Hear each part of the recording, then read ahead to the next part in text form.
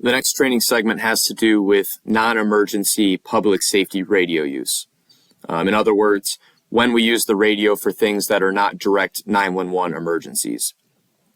These can be fire department or EMS events, such as the air show, training when your department's operating and wants to use the radio system, either the trunked or conventional side, the types of circumstances where you're not directly being dispatched for the function at hand.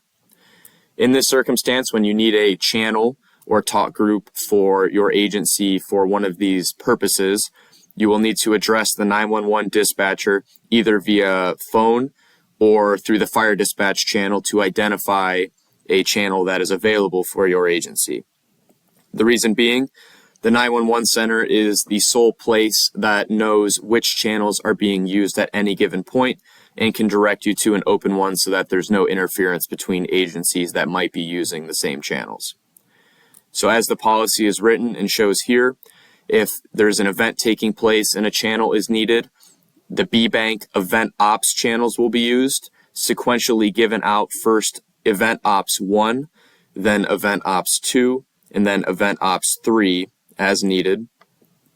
For training usage, event TAC 1, then event TAC 2, and then event TAC 3.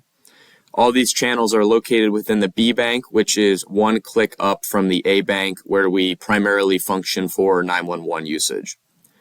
In the event that you need a conventional channel, where a trunk channel might not be suitable, the direct channels within the A-Bank can still be used for training, but it is important to note that Direct 1, which is formerly Fireground 8, will be reserved for helicopter medical usage as the helicopters have this frequency.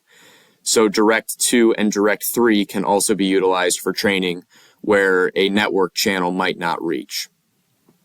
And one of the reasons for moving to the B-Bank off of the A-Bank for the trunk channels is to avoid interfering with the scanning in the event of an actual emergency on that A-Bank. This way you're not disrupting the emergency.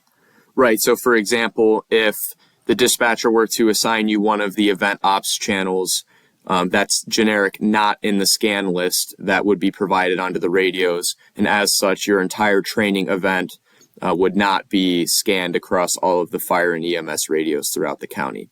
Another thing to note, too, the dispatchers will not be monitoring the B-Bank for any sort of Mayday operation. Anything that's taking place event or training-wise within the B-Bank will be the sole responsibility of the requesting agency to monitor the traffic that's going on within that channel. Don't forget to get all your radios back on the A-Bank at the conclusion of the evolution.